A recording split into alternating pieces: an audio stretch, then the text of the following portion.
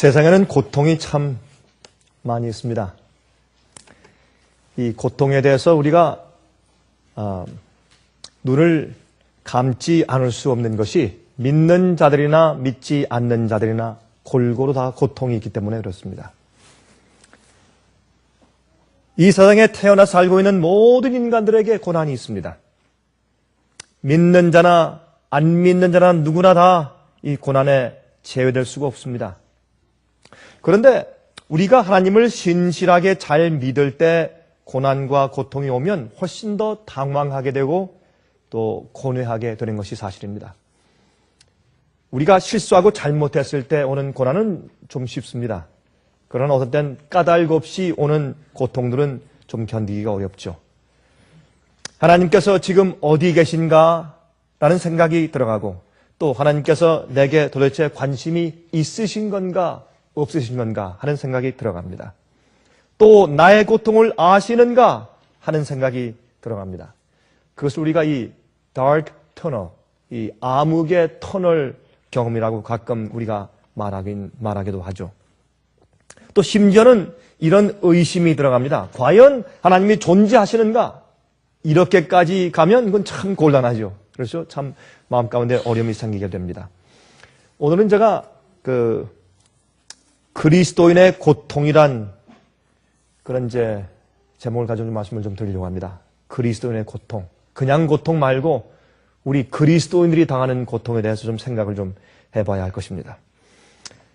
제가 이 아프리카에서 온 짐바브웨 나라에서 온 한 목사의 제가 간증을 들으면서 참 제가 마음이 정말 안 됐다. 참 정말 가슴 아픈 그런 동정심이 생겼습니다. 자기 나라의 지금 인플레이션이 요즘에 2200%.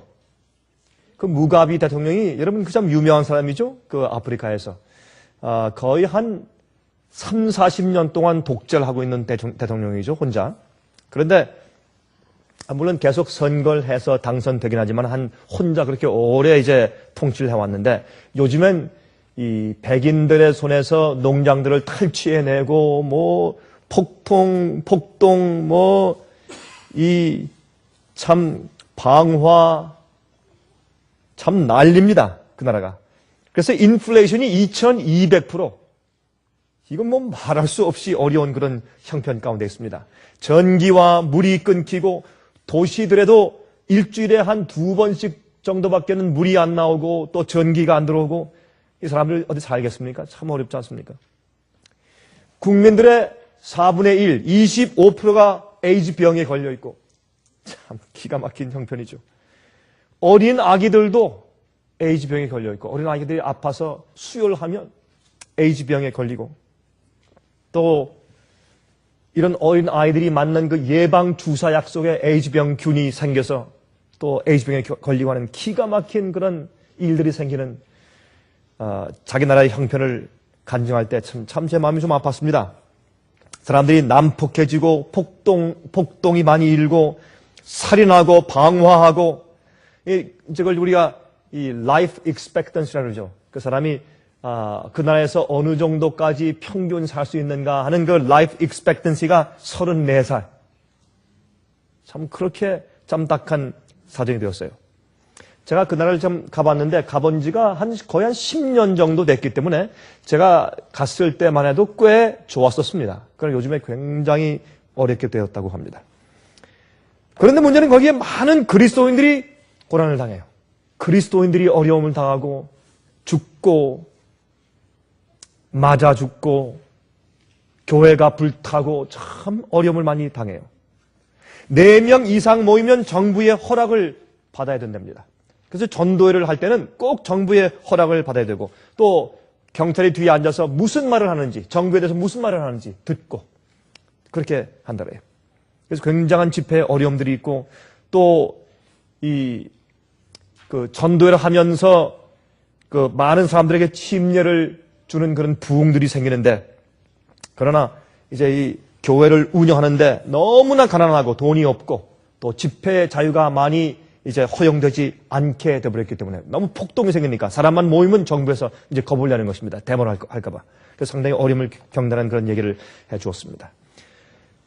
이 목사가 말하기를 에이즈 병에 걸려서 죽는 어린 자기 아이를 부둥켜 안고 우는 어머니에게 무엇이라고 위로해야 될지 자기가 할 말을 잃는다고. 여러분, 이것은 좀 지금 지구상에서 생기는 한 귀퉁이에서 생기는 좀 심한 예를 들었지만은, 그러나 우리 각자들에게, 모든 믿는 자들에게 고통이 있습니다. 이 문제를 우리가 어떻게 해결해야 할까요? 우리 다 같이 이사야서 6장 1절부터 7절까지 있는 말씀을 좀 펴서 읽어보도록 하십시다. 이사야서 6장 1절부터 7절까지 있는 말씀을 우리 한번 읽어보십시다. 다음과 같이 기록되어 있습니다. 우시야 왕의 죽던 해에 내가 본즉 주께서 높이 들린 보좌에 앉으셨는데 그 옷자락은 성전에 가득하였고 스랍들은 모셔섰는데 각기 6날개가 있어 그 둘도는 그 얼굴을 가리웠고 그 둘도는 그 발을 가리웠고 그 둘도는 날며. 여러분, 이 천사들의 날개들은 날기 위해서 있는 것보다는 오히려 하나님 앞에서 자기들의 얼굴과 모습을 가리우고 거룩하고 경외한 모습으로 예배하고 찬송하기 위해서 필요한 것을 여기 우리가 보게 됩니다. 3절, 서로 창화하여 가로되 거룩하다 거룩하다 거룩하다 만군의 여호와여 그 영광이 온 땅에 충만하도다. 이같이 창화하는 자의 소리로 인하여 문지방의 터가 요동하며 집의 연기가 충만하니라. 그때 내가 말하되 화로다 나여 망하게 되었도다. 나는 입술이 부정한 사람이요 입술이 부정한 백성 중에 거하면서 만군의 여호와이신 왕을 배웠음이로다. 때에 그 스랍의 하나가 화조로 단에서 취한 바 핀 숯을 손에 가지고 내게로 날라와서 그것을 내 입에 대며 가로되 보라 이것이 내 입에 닿았으니 내 악이 제하여 졌고 내 죄가 사하여 졌느니라 하더라 그랬습니다. 여러분, 여기에 우시야 왕의 죽던 해에, 여기에 이 대목이 너무나 중요한 것이기 때문에 제가 그 말씀을 좀 드리려고 하는 것입니다. 우시야 왕의 죽던 해에, 이게 무슨 뜻일까요?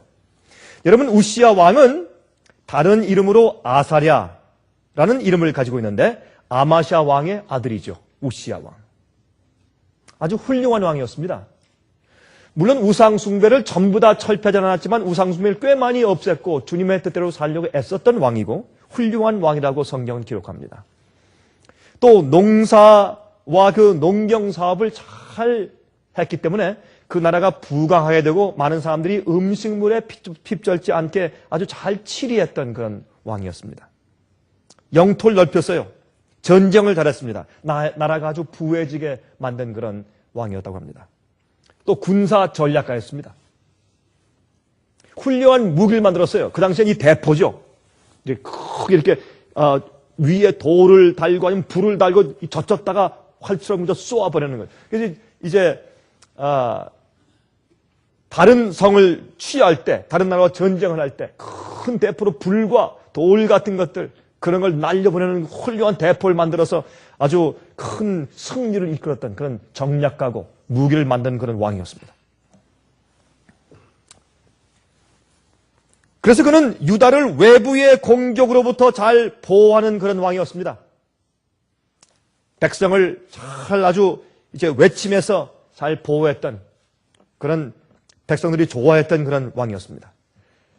그런데 그가 나중에 마렵에 가서 말이죠. 교만하여져서 그가 부해지고 나라가 강성해지고 영토가 넓어지고 또 백성에게 칭송을 받으니까 나중에 교만하여져서 나중에 이제 이 지성소에 들어가서 자기가 성소에 들어가서 말이죠. 자기가 대제사장의 일을 하려고 하다가 하나님께 침을 받아서 문둥병에 걸립니다.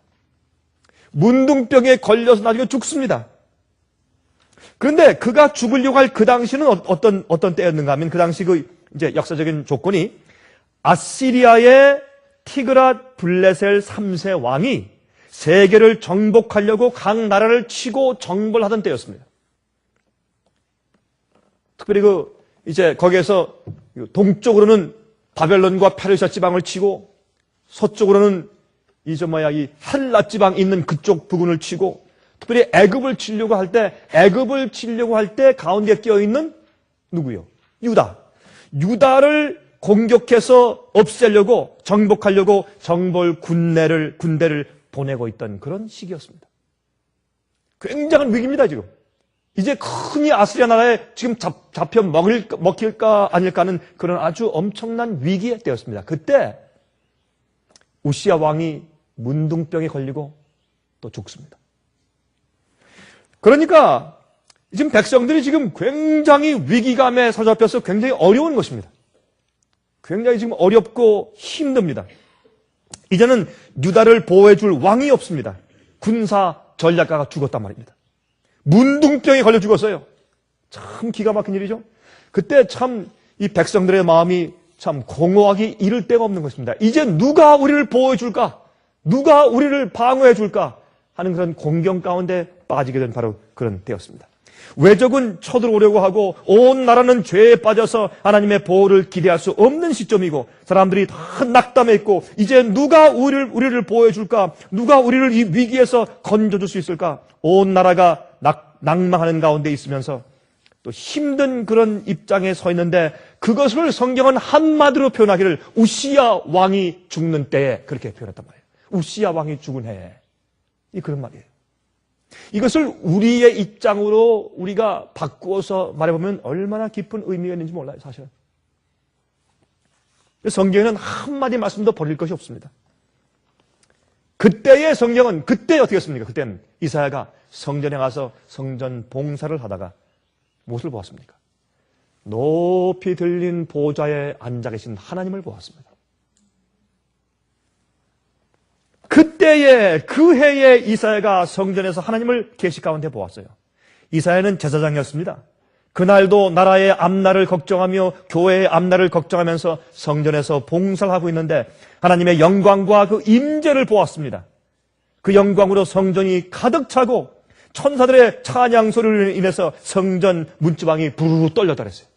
연기가 가득 차고 얼마나 천사의 소리의 합창이 큰지 문지방이 떨렸어요. 다시 말해서 이사야가 볼 때는 지금 기가 막힌 절망의 시기고 어려운 시기인데 어떻게 됐어요 지금 형편이? 기가 막힌 형편 가운데 누가 이제 금방 우리가 다 먹혀 죽을 듯이 그렇게 어려운 가운데 있는데 북방 이스라엘은 먹혀버리고 이제 남방 유다도 거의 먹혀버릴 그런 지점 가운데 있는데 이제 어떻게 하면 좋을까? 누가 과연 우리를 보호할 것인가 하는 그런 기가 막힌 형편 가운데 하늘에선 엄청난 찬송의 소리가 들리는 것입니다. 그러므로 우시야 왕이 죽던 해에 이 말을 우리가 우리 실정에 맞게 현대말로 바꾼다면 다음과 같이 번역할 수 있을 것입니다. 여러분 자신의 형편 가운데 여러분의 그리스도인 생애에 있어서의 고통을 비교해서 여러분이 현대말로 바꿔서 여러분 그 성경 옆에 적어둘 수가 있겠습니다. 전 이렇게 말할 수 있겠어요. 우리의 실정에 맞게 현대말로 우시야 왕이 죽던 해 그 말을 바꾼다면 이렇게 말할 수 있겠어요. 내가 그토록 믿던 사람이 나를 배반하고 떠났을 그 해에. 아니면 내가 그토록 믿던 내 직장을 잃어버렸을 때에. 아니면 그렇게 내가 좋아했던 내 사업이 망했을 때. 또 다른 말로 바꾸면 내가 그토록 믿던 한 사람이, 내가 그렇게 사랑하는 가족 중에 한 사람이 죽었을 때. 또 다른 말로 바꾸면 갑자기 내게 큰 병이 있다는 사실을 발견하게 되었을 때. 아니면 그렇게 정성스럽게 키운 내 자식이 반역하여 집을 나간 그 해에. 아니면 평생 살기로 약속했던 아내나 남편에게 버림받았을 때. 그렇게 바꿔 말할 수 있겠습니까? 그렇게 바꿔 말할 수 있습니다. 그런 절망의 시기에. 그때 그 다음에 여러분의 이름을 집어넣으세요. 그때에 아무개 내가 본즉 주께서 높이 들린 보좌에 앉으셨는데 천사들이 주위에서 거룩하다 거룩하다 거룩하다 영광, 영광, 영광. 그 찬송 소리로 하늘이 가득 찬데 그 찬송이 어디로 내려왔어요? 이 지구상 교회로 내려왔어요. 문지방이 떨려요. 이것이 계시입니다. 이것이 우리가 하나님을 보는 것입니다.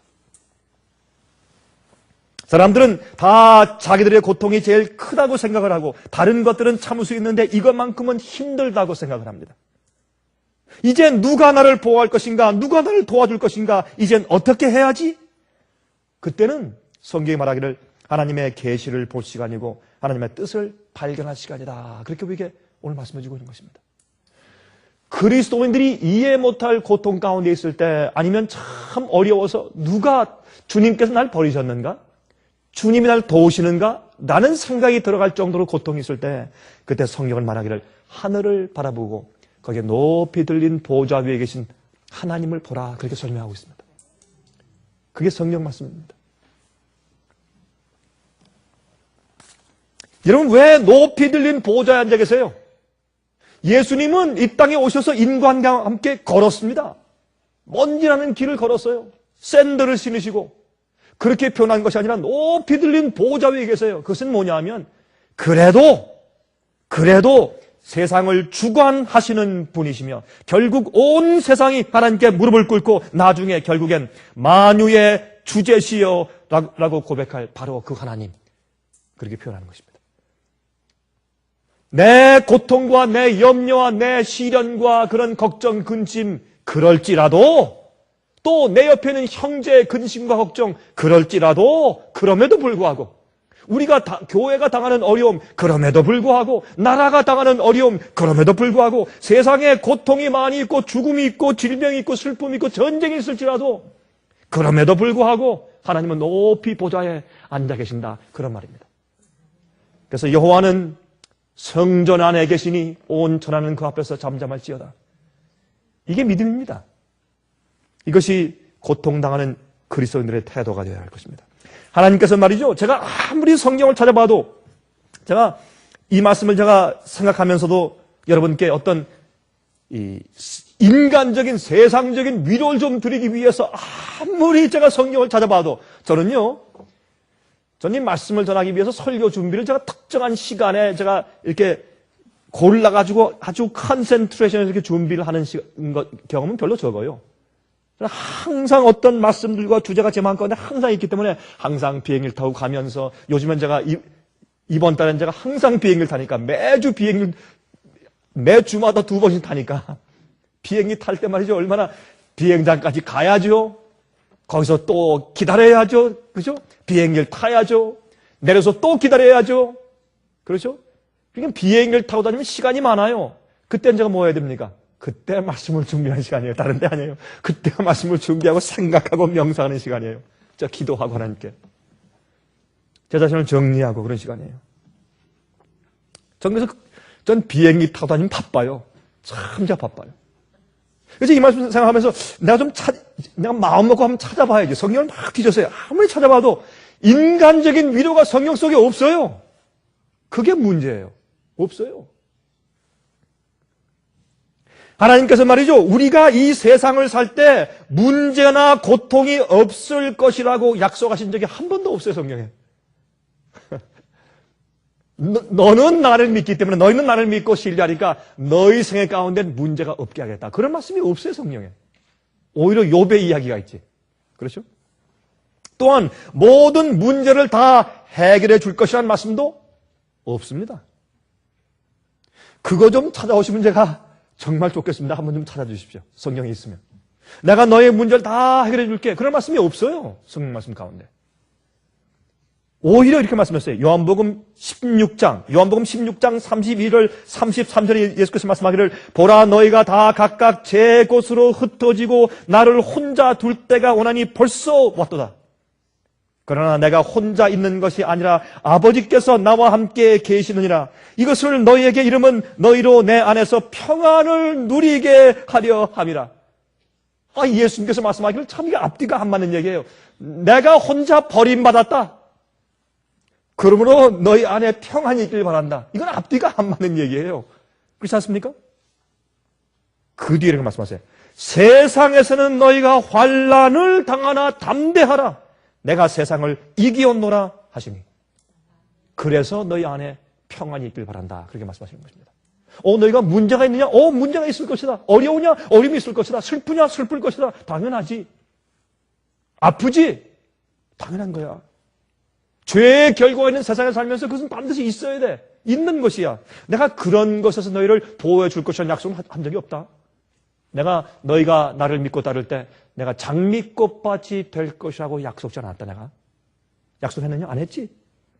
그러나 이런 세상에 내가 와서 너희 곁에 살았지 않느냐? 그러면 내가 세상을 이겼다. 그러므로 담대하라. 너희가 환난 당하지만 담대하라. 내가 세상을 이겼기 때문에 너희도 이길 수 있다. 그렇게 말씀을 하시는 것입니다. 그래서 시편 46장 1절 보세요. 이렇게 말씀드렸어요. 시편 46장 1절 한번 좀 펴서 보십시오. 시편 46장입니다. 시편 46장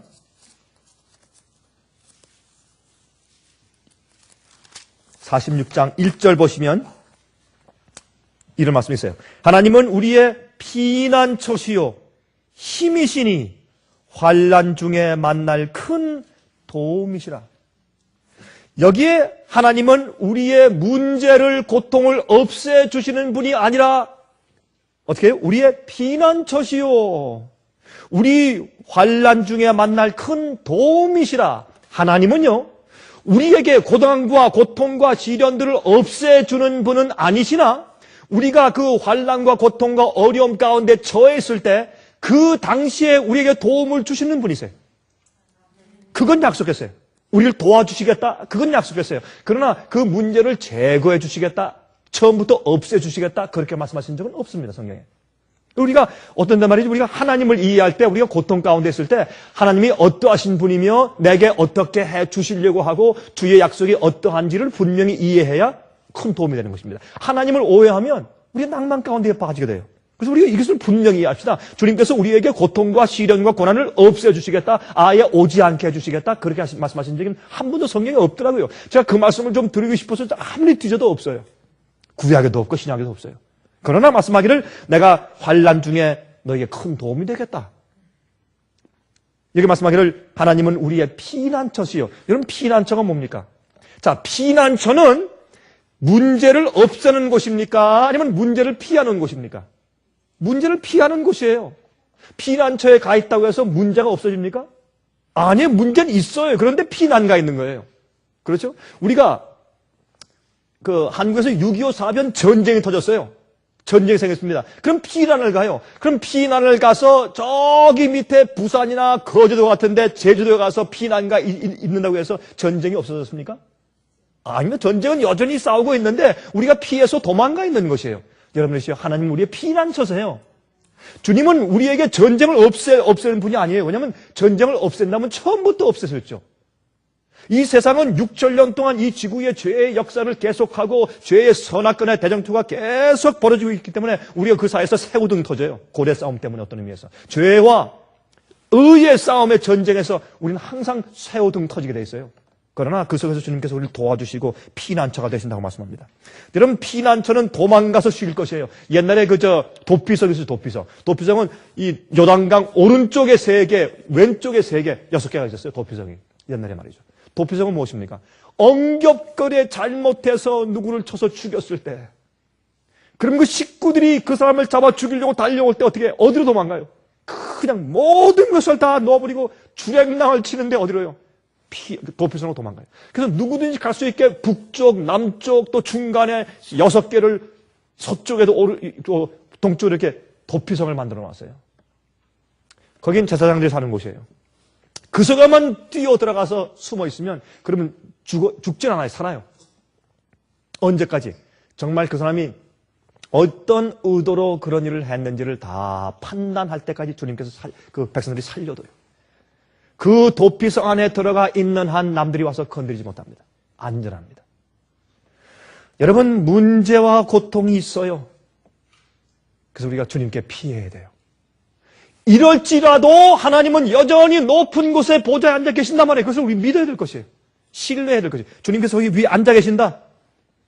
그리고 결국엔 주님께서 컨트롤하시고 주님께서 지배하신다. 주장하신다. 어떤 때는 말이죠. 정신적으로 감당이 안 돼요, 우리가. 여러분 그럴 때 있습니까? 어떤 문제들은요. 아무리 믿음이 있고 아무리 열심히 정말 주님을 신뢰하고 산다고 할지라도 정신적으로 감당이 안 될 때가 있어요. 그러면 주님께 피해서 쉬어야 돼요. 그래서 피난처예요. 피난처. 그래서 피난처는 그 문제가 저절로 스스로 해결될 때까지 숨어 있는 곳이 피난처예요. 왜? 그 문제만 보고 살면 정신적으로 감당이 안 되기 때문에. 2절, 3절.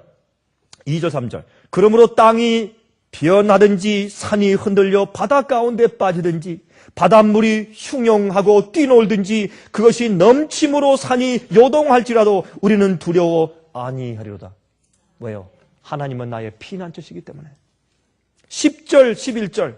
10절, 11절. 이르시기를 너희는 가만히 있어 내가 하나님 됨을 알지어다. 내가 열방과 세계 중에서 높임을 받으리라 하시도다. 만군의 여호와께서 우리와 함께 하시니 야곱의 하나님은 우리의 피난처시로다. 너희는 가만히 있어서 내가 하나님 됨을 알지어다. 내가 결국엔 열방과 세계 중에서 높임을 받을 것이라. 그래서 주님은 우리의 피난처시라. 우리의 모든 문제는 다 해결됩니다. 맞습니까? 우리의 모든 문제는 전부 해결되는데 근데 문제는 언제 해결되느냐 그게 문제예요. 그렇죠? 궁극적으로 전부 해결돼요. 세상의 모든 문제, 나라의 문제, 가정의 문제, 개인의 문제, 교회의 문제, 교단들의 문제, 모든 문제가 전부 해결돼요. 죄의 문제까지 다 해결되고 반역의 문제 전부 해결되는데 궁극적으로 주님께서 다 해결하십니다. 그 하나님께서 하나님께 피하여 쉬는 것이 어떤 때는 최선이에요. 피하여 쉬는 것, 정신적으로. 왜요? 해결이 안 되니까. 어떤 데는 해결이 안 돼. 아무리 해도. 여러분 싸움을 하고 나서 아빠 뒤에 가서 숨어서 장난감을 만지작거리는 아이처럼 말이죠. 그렇죠? 아빠가 그 문제를 해결하는 동안 숨어있는 아이처럼. 그게 피난처 아니에요? 옆에 그냥 동네를 때려놓고 큰 도망가서 아빠의 그 뒤에 숨어있어요. 아빠가 그 문제를 해결하시는 동안. 그게 피난처예요. 피난처. 한 번은 말이죠. 어떤 아들이 아버지에게 자꾸 좀 놀아달라고 자꾸 졸랐습니다. 자꾸 졸으니까 아버지는 신문을 보고 있는데 참 귀찮거든요. 귀찮으니까 그 아들을 좀 떼놓기 위해서 이 아버지가 꾀를 냈습니다. 그래서 신문에 보니까 세계 지도가 그려져 있는 신문이 있어요. 그 세계 지도를 갖다가 신문을 여러 갈로 아주 이제 찢었습니다. 여러 갈로 찢은 다음에 그걸 방바닥에 이렇게 흘려주면서 자, 너 이걸 가지고 옆방에 가서 네가 이 사진을 퍼즐 맞추듯이 이 지도를, 세계 지도를 다 띄워 맞춰서 오면 그러면 내가 너하고 좀 놀아줄게. 그랬습니다. 이 아이에겐 그것은 불가능하죠. 아이가 세계 지도를 보는데 그걸 어떻게 띄워 맞추겠어요. 그렇게 이제 아버지가 좀 핑계를 댔습니다. 이 아이가 아버지가 놀아주겠다는 그 얘기를 듣고 그걸 다 모아서 얼른 옆방으로 뛰어 들어갔어요. 그래서 이 아버지가 이제 편안히 신문을 읽으면서 이제 좀 귀찮은 것이 없어졌다 하고 편안히 신문을 읽고 있는데 5분도 안 돼서 이 아이가 막 뛰어오는 겁니다. 탁 뛰어와서 앞에 탁 놓고서 말이죠. 그 뒤에 스카치 테이프를 탁 붙여가지고 놓고서 그 방바닥에 탁 펴놓는다 보니까 세계 지도를 기가 막히게 맞춰가지고 왔단 말이에요. 이 아버지가 참 놀래가지고 너 어떻게 했어? 이 쌤 봤어. 우리가 안 되는 건데 너 누가 도와줬지? 아니에요. 나 혼자 했어요. 아니 어떻게 했니 도대체? 어떻게 알았어? 이 아이가 하는 얘기가 아빠 모르셨죠? 이 그림 뒤에 보니까 예수님 그림이 있더라고요. 난 예수님 그림을 알거든요. 이 예수님의 그림을 잘 맞춰보니까 자연히 세계지도가 맞춰졌어요. 여러분 우리가요 이 세상이 조각나고 내 세상과 내 어려운 문제로 내가 내 가정이 내 문제가 나라는 사람이 산산조각나는 것처럼 느껴질지라도 예수님을 맞추세요. 그러면 해결돼 버려요. 예수님 속에 들어가서 피난처에서 숨어보세요. 쉬어보세요. 그럼 자연히 문제가 해결돼 버려요. 그게 믿음이에요. 그게 주님에 대한 신뢰예요. 주님 안에서 쉬는 거. 여러분 다니엘이 사자굴에 떨어졌을 때 그가 80세 지난 노인이었습니다. 여러분 젊은 사람이 사자굴 들어간 거 같죠? 아니에요. 그가 80세 이상 된 노인이었어요. 파판 늙은 노인이었어요. 그를 갖다가 모함해가지고 사자굴 속에 집어쳐넣었어요. 던져버렸어요. 이제 곧 죽을 사람 쉽게 사다리를 이렇게 내려가겠습니까? 밀어버렸지. 그런데 성경은 천사가 그를 살짝 받아주었다 안 그랬어요? 참 아팠을 거예요. 떨어졌을 때. 그렇죠? 그러나 그는 하나님을 의지했습니다. 환난 중에 피난처시요 그가 만날 도움이신 하나님을 의지했습니다. 어떤 설교자는 말하기를 그때 갑자기 그 안에 있던 사자들이 채식주의자들이 됐대요. 그래가지고 다니엘 먹지 않았어요.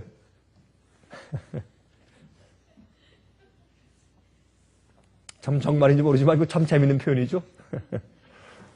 또 다니엘 세 친구들은 말이죠. 풀무불에 떨어졌을 때에 하나님께서 그들과 함께 했습니다. 불 속에 떨어졌지만 불에 타지 않았어요. 왜요? 그들은 시편의 주님의 약속을 기억했어요. 무슨 시편의 약속? 시편 91장 1절부터 6절. 시편 91장 1절부터 6절까지 읽으시면 다음과 같은 말씀이 있어요. 지존자의 은밀한 곳에 거하는 자는 전능하신 자의 그늘 아래 거하리로다. 여러분, 하나님의 은밀한 곳에 거하는 자는 하나님의 그늘 아래 있는 자예요. 하나님의 은밀한 곳이 뭐예요? 하나님의 은밀한 곳. 주님의 임재는 어디나 있습니다. 우리가 주님을 신뢰하고 주님 안에 내 마음과 내 생애를 둘 때 어디에 있든지 그곳은 전능한 지존자의 은밀한 곳이 됩니다. 내가 여호와를 가리켜 말하기를 저는 나의 피난처요 나의 요새요 나의 의뢰하는 하나님이라 하리니 이는 저가 너를 새 사냥꾼의 올무에서와 극한 연병에서 건지실 것이므로다. 저가 너를 그 깃으로 덮으시리니 내가 그 날개 아래 피하리로다. 그의 진실함은 방패와 손방패가 되나니 너는 밤의 놀램과 낮에 흐르는 살과 흑암 중에 행하는 연병과 백주에 황폐케 하는 파멸을 두려워 아니하리로다 그랬습니다. 이 약속을 그들은 믿었어요. 풀무불 가운데 빠질 때 왕이시여 다시 음악을 연주하지 마십시오. 우리가 그래도 저 신장에게 경배 안 하겠습니다. 못합니다.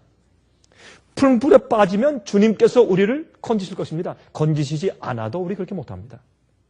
그것이 그들의 신뢰였습니다.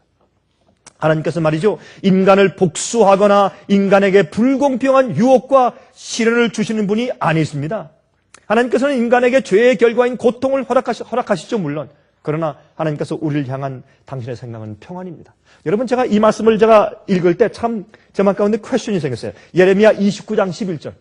예레미야 29장 11절 보면 이런 말씀이 있어요. 너희를 향한 나의 생각은 재앙이 아니라 평안이라. 장래 소망을 주려는 생각이라 그랬어요. 근데 그 말씀을 하신 내가 너희를 향한 내 뜻은 장래 소망이고 평안이다. 너에게 재앙을 주는 것이 아니라 그렇게 말씀을 했는데 그 말씀하신 그 내용 가운데 어떨 때 그 말씀을 하셨냐면 이럴 때예요. 그들이 바벨론에게 포로 잡혀가서 70년 동안 살게 될 것이라고 예언하고 그들이 고통당할 것을 예언하시면서 그 말씀하셨어요. 참 앞뒤가 안 맞는 말씀 같죠? 그건 무슨 뜻이냐 하면 하나님께서 우리에게 고통을 허용하시거나 어려움을 허용하시고 슬픔을 허용하실 때 그때 주님의 의도는 우리의 소망이고 우리의 평안이지 우리의 고통과 재앙이 아니란 말입니다. 주님께서 그렇게 하시는데 다 이유가 있단 말입니다. 그런 뜻이에요. 시편 119장 67절, 시편 119장 67절에 말씀하기를 고난 당하기 전에는 내가 그릇 행하였더니 이제는 주의 말씀을 지키나이다 그랬습니다. 고난 당할 때 그전엔 내가 잘못 행했는데 이젠 주의 말씀을 지킵니다. 고난이 그에게 유익이 되었어요. 71절 고난 당한 것이 내게 유익이라 이로 인하여 내가 주의 율례를 배우게 되었나이다. 아, 내가 주의 말씀을 똑바로 지키며 살아야 되겠구나 하는 것을 배우게 돼요. 고난을 통해서. 75절 여호와여 내가 알거니와 주의 판단은 의로우시고 주께서 나를 괴롭게 하심은 성실하심으로 말미암음이니이다. 주님께서 나를 괴롭게 하시고 고난을 허락하시는 이유는 주님께서 성실하게 나를 정결케 하시고 구원하시는 이유 때문이다. 그렇게 성경을 말씀해요. 참 놀라운 말씀이죠. 이사야가 하나님을 뵌 다음에 어떻게 했습니까? 그래서 자기의 부정함을 깨달아요. 아, 나는 입술이 부정한 자라. 입술이 부정한 자라. 이런 부정한 자가 내가 여호와 하나님을 배웠다 하고 그는 탄식했어요. 우시야 왕이 죽는 해에, 우리의 고난의 때에, 슬픔의 때에, 어려운 때, 바로 그 해에, 그 시점에 우리가 하나님을 배워요. 그러면 우리의 부정이 드러나요. 우리 마음의 부족을 알게 돼요. 우리 끝으로 좀 이 말씀 좀 생각해 봅시다. 하나님께서 고통을 허락하시는 5가지 이유. 그렇죠? 하나님께서 성경적으로 우리 이해할 때 하나님께서 우리에게 고통을 허락하시는 5가지 이유가 있습니다. 첫 번째 이유. 타락한 세상에서 우리의 애정을 떼어내어서 영원한 하늘에 도도록 갇히기 위해서 고통을 주십니다. 이 세상에서 애정을 떼어내어서 영원한 하늘에 우리의 애정을 두게 하기 위해서 고통을 주세요. 고통을 당하면 세상이 싫어지죠. 그렇죠? 이 말씀을 듣는 분들 가운데서 세상이 재밌다, 너무 재밌다, 잘 된다 하는 분들은 조심하십시오. 그건 아주 그리스도인으로서 위험한 상태에 있는 것입니다. 우리의 삶은 이 세상에서 애정이 끊쳐지고 애정을 걷어내는 그런 생활을 살아야 돼요. 그것이 오히려 축복이요. 여러분, 애굽에서 이스라엘 백성들이 말이죠. 첫 번째 새 재앙들을 애굽 사람들과 함께 당했습니다. 왜요? 하나님께서 그들에게 허락하신 이유는 고산 땅에도 그 첫 번째, 첫째, 둘째, 세 재앙들을 허락하신 이유는 그들이 지긋지긋해서 빨리 나가자 그런 마음을 갖게 하기 위해서 그것을 허락하셨어요. 마지막에는 요한계시록에 7재앙만 당하죠. 10재앙이 아니라 7재앙만. 왜요? 우리가 그리스도인들은 주를 믿는 사람들은 어차피 지겨워서 빨리 세상을 따라서 하늘을 가고 싶은 마음만 충만한 사람들이기 때문에 첫째, 둘째, 셋째 재앙이 없어요. 7재앙만 있어요. 그 이유가 하나님께서 고통을 허락하시는 두 번째 이유. 우리의 죄의 흉악함을 느끼고 오른편으로 마음이 쏠리게 하기 위해서 고통이 없다면 더 완악하고 담대한 마음으로 죄를 지을 것이기 때문에 고통을 당할 때마다 죄와 실수의 흉악함을 느껴요. 그래서 세속적인 재물보다 영적인 재물에 더 관심을 갖도록 하기 위해서 주님께서 우리에게 이제 그런 고통을 허락하신다. 그것이 세 번째입니다. 세 번째. 죄송합니다. 아까 두 번째는 우리의 죄의 흉악함을 느낌으로 하늘에 오른편에 우리 마음이 쏠리게 하기 위해서 그렇게 죄에 대한 고통과 죄의 실수의 흉악함을 느끼게 하기 위해서 그렇게 하신 것이고, 세 번째는 세속적인 재물보다 영적 재물을 선택하고 하늘에 있는 영적인 것을 더 그리워할 수 있도록 세속적인 마음에서 우리 마음을 정결케 하시기 위해서 고난을 허락하세요. 하늘의 축복을 선택하게 만드시고 세상을 미워하고 하늘을 사랑하게 만드시려고 고난을 주님께서 허용하세요. 네 번째, 하나님께서 우리에게 고통을 허용하시는 네 번째 이유. 우리의 자유의 선택을 존중하시기 위해서요. 잘못을 봐주시는 것이 아니라 선택의 결과가 어떤 것인지 알게 하시기 위해서요. 우리의 자유 선택을 존중하시기 위해서. 강제로 우리를 하늘로 데려가시지 않습니다. 강제로 축복을 주시지 않습니다. 기꺼이 원하는 자에게 주십니다. 자원하는 마음으로 나오는 자에게만 주십니다. 그러므로 어떻게 해요? 우리가 선택하거나 우리가 잘못하거나 우리가 실수한 것들에 대한 모든 그 결과를 받도록 주님께서 허용하셔야 돼요. 우리 자유의 선택을 존중하시기 위해서. 마지막으로 다섯 번째, 하나님께 대한 우리의 충성심을 드러내시기 위해서.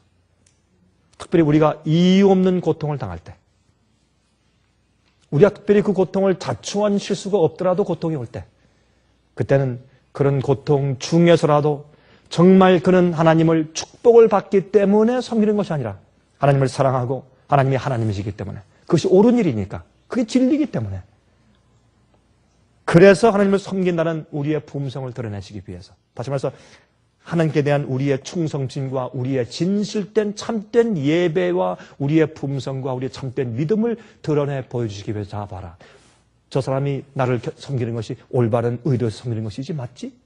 이렇게 드러내 보이시기 위해서 주님께서 우리에게 고통을 허락하실 것입니다. 그것이 다섯 가지 고통의 이유입니다.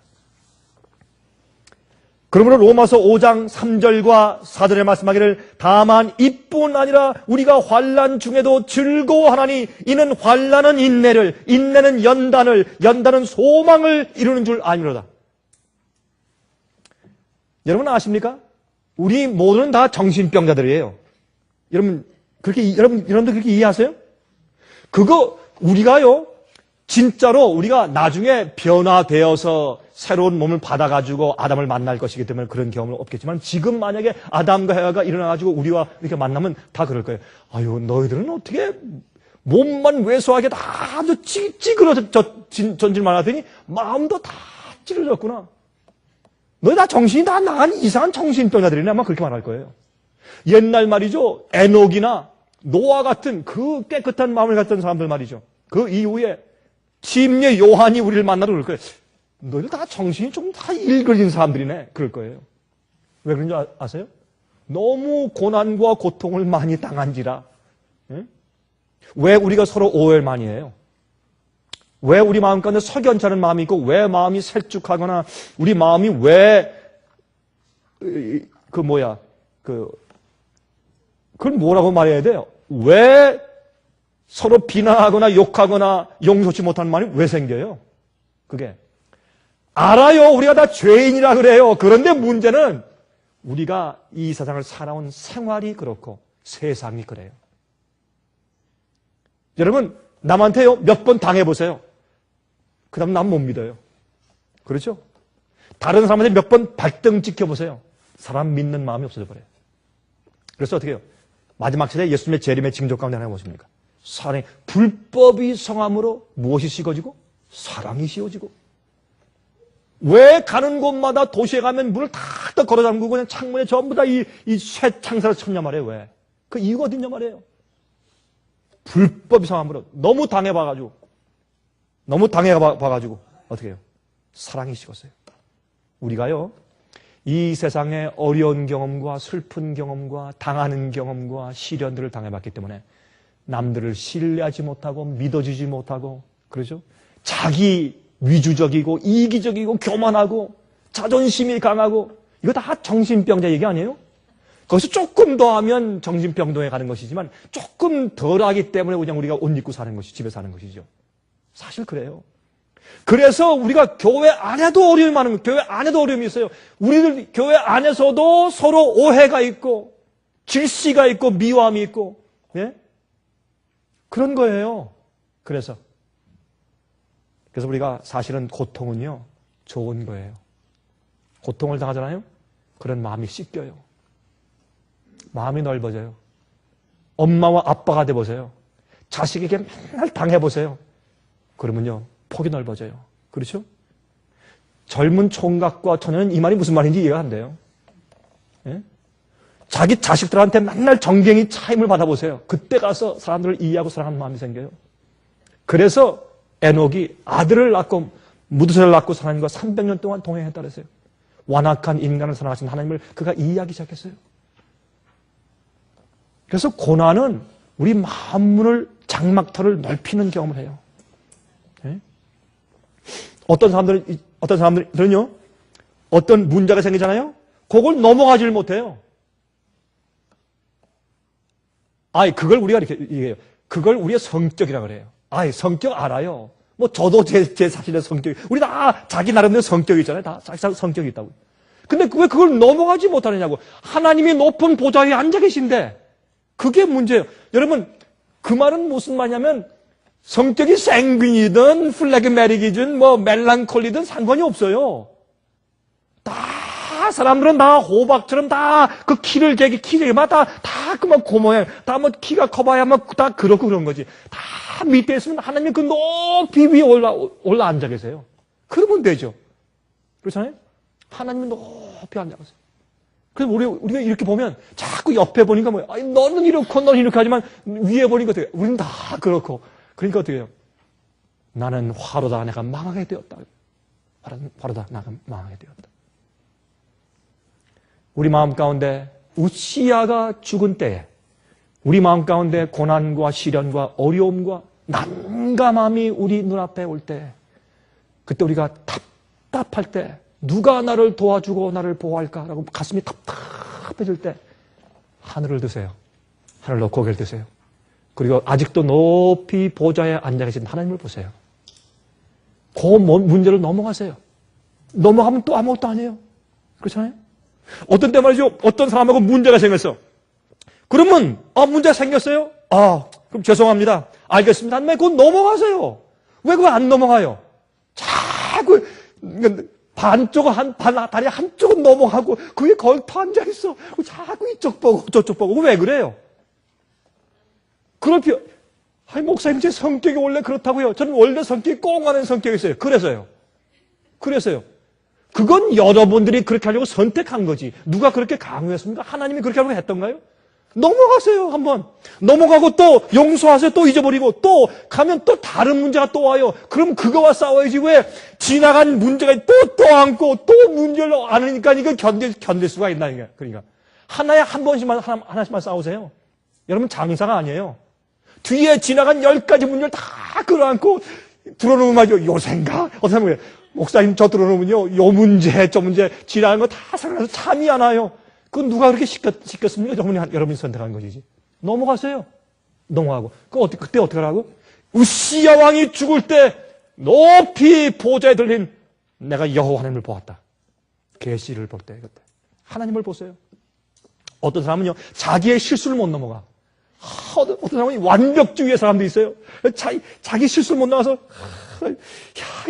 내가 그때 내가 왜 그런 말을 했을까? 왜 그렇게 했을까? 이렇게 했으면 내가 성공했을 텐데 그 자기 후회 때문에 말이죠. 자기 연민 때문에 그걸 못 넘어가가지고 자꾸 애쓰는 사람도 있어요. 그거 왜 그래요?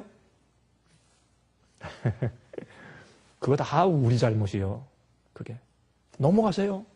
그리고 고개를 들고 하나님을 보세요. 결국 하나님은 온 세상과 세계와 열방을 지도하시는 분이요. 높이 들는 분이요. 우리 모두가 주 앞에 무릎 꿇고 만유의 주제시요. 영광과 존귀를 받으시기에 합당합니다. 라고 우리가 찬송을 부를 것이요. 그 찬송을 천사들은 우리 대신 미리 먼저 하고 있는데 그 찬송이 너무나 크고 커서 성전 문지방이 부르르 떨렸단 말이에요. 그 찬송에 우리도 같이 합력하라고 말입니다. 그 얘기가 이사야 6장 얘기예요. 이사야 6장 얘기예요. 히브리 11장 24절부터 26절.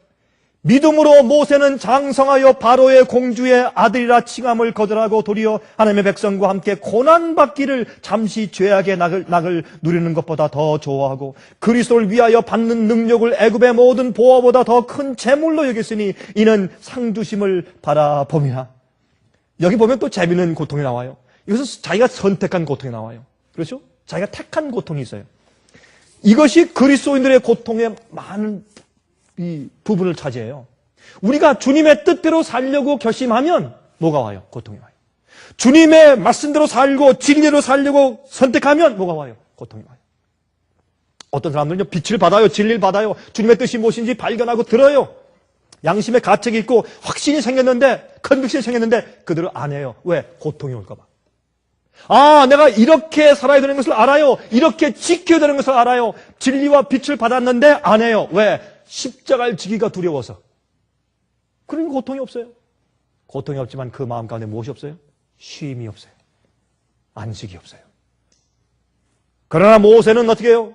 애굽의 보화와 재물보다, 명예와 부보다 하나님의 백성과 고난받기를 선택했다 그랬어요. 진리와 함께 고난받기를 선택했어요. 주의 원칙과 말씀대로 살아서 인기를 잊어버리고 평판 잃어버리고 사람들에게 따돌림당하고 욕을 먹는 그런 길을 택한 것은 그리스도인이 당하고 선택하는 우리의 고통의 길이요. 그건 반드시 해야 돼요. 그래서 모세는 고통을 당했어요. 그러나 모세처럼 행복한 사람이 또 없었어요. 그는 수많은 사람들을 가나안 땅으로 인도한 종이 되었어요. 그의 생애는 그 이후에 수천 년을 거쳐가면서 오늘날 이 시대까지 많은 그리스도인들에게 귀감이 되고 모세처럼 살려고 애를 쓰는 그런 사람이 되었어요. 모세는 그래서 참으로 불후의 명작인 신명기를 썼어요. 창세기, 출애굽기, 레위기, 민수기를 썼지만 특별히 신명기를 썼어요. 신명기 속에는 우리가 어떻게 살아야 할지를 거기에 기록하고 있어요. 얼마나 놀라운 존재가 되었습니까? 이 모세는 말이죠. 영국에 런던에 있는 영국 대형 박물관을 제가 2번 간 적이 있습니다. 저는 어느 새로운 나라에 가면 제가 그곳에 가서 혹시 박물관을 구경할 수 있을까라는 그런 기회를 좀 얻으려고 애를 쓰는데 제가 그 루블 박물관도 제가 한 2번 가봤지만은 불란서 그 파리에 있는 말이죠. 그 말고 영국 대형 박물관도 한 2번 가봤어요. 근데 그 대형 박물관에 가면 거기 애국관이 있습니다. 애국관. 제가 지난번에 이 말씀 한번 드렸죠. 애국관이 있는데 애국관에 가면 미라들이 쭉 있어요. 미라들.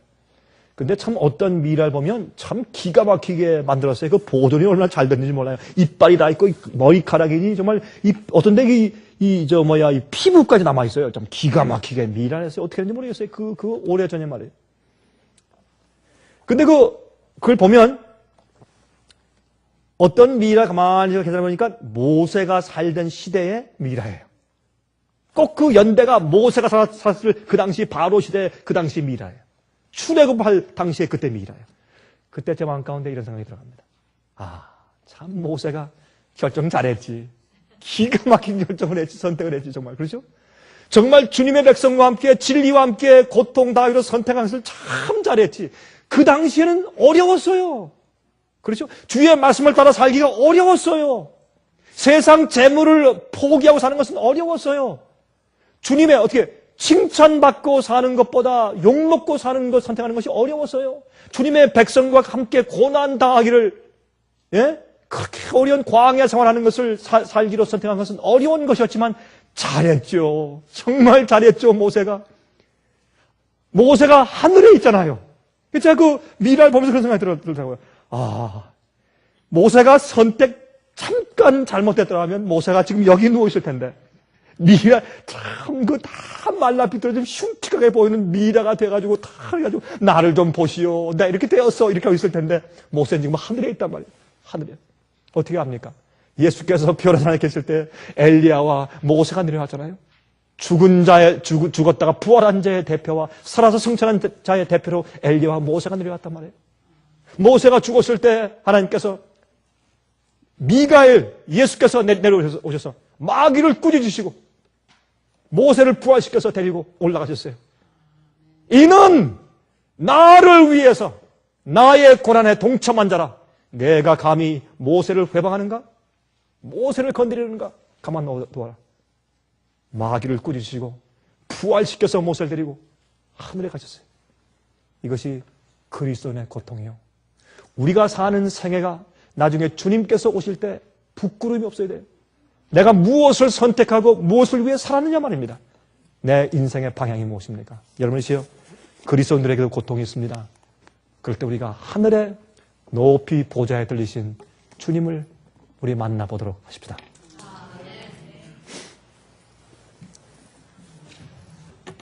하늘에 계신 우리 아버지, 오늘 우리가 이사야 6장을 통해서 다시 이 세상에서 고개를 들어 하나님을 볼 수 있게 하심을 감사합니다. 주님이시여, 우리는 주님의 성령께서 우리 마음을 들어 올려주시지 아니하시면 항상 낭망할 수밖에 없는 그런 심정들을 가지고 있는 사람들입니다. 주여, 저희를 도와주시고 피난처이신 주님께 매일 달려가 쉴 수 있는 것을 배울 수 있게 해주시며 또한 신뢰심과 믿음을 허락하셔서 좀처럼 마귀의 올무에 걸리지 않도록 힘을 주시길 아버지께 간구합니다. 아버지시여, 우리가 주님을 따라갈 때 우리 자신을 부인하고 십자가 지고 따라가는 그런 간절한 의도를 우리 마음 가운데 늘 허용해 주시고 또한 이 세상에서 고통을 기대할 수 있게 하시며 그러한 것들이 우리의 영혼을 엄습할 때에 우리를 넘어뜨리지 않게 붙들어 주시고 그럴 때마다 항상 우리의 만날 피난처시오 도울 뿐이시니 아버지, 저희를 도와주시고 축복하여 주시옵소서. 살아계신 예수 그리스도의 귀하신 이름을 의지하여서 간절하게 기도합니다. 아멘. 은혜 많이 받으셨습니까? 지금까지 들으신 이 생애의 빛 예배 설교는 간절한 마음으로 진리를 찾는 분들과 정직한 양심으로 말씀을 받아들이고 언제나 진실이 무엇인지를 생각하는 그리스도인들을 위한 말씀입니다. 주변 가족들이나 친지들 중에 말씀을 사모하고 순결한 신앙을 갖기 소원하는 분들이 계시면 저희 생애의 빛 예배 설교 테이프를 소개해 주시기 바랍니다. 매주 원하시는 분들의 가정으로 직접 배달되는 생애의 빛 예배 설교는 개인의 신앙 부흥이나 소규모 그룹 예배를 위하여 비디오와 오디오 카세트 테이프, DVD, CD로 제작되었습니다. 생예빛 예배 설교 테이프를 원하시는 분들은 1-877-704-1004번으로 전화하여 신청하시면 됩니다. 그럼 다음 시간까지 안녕히 계십시오.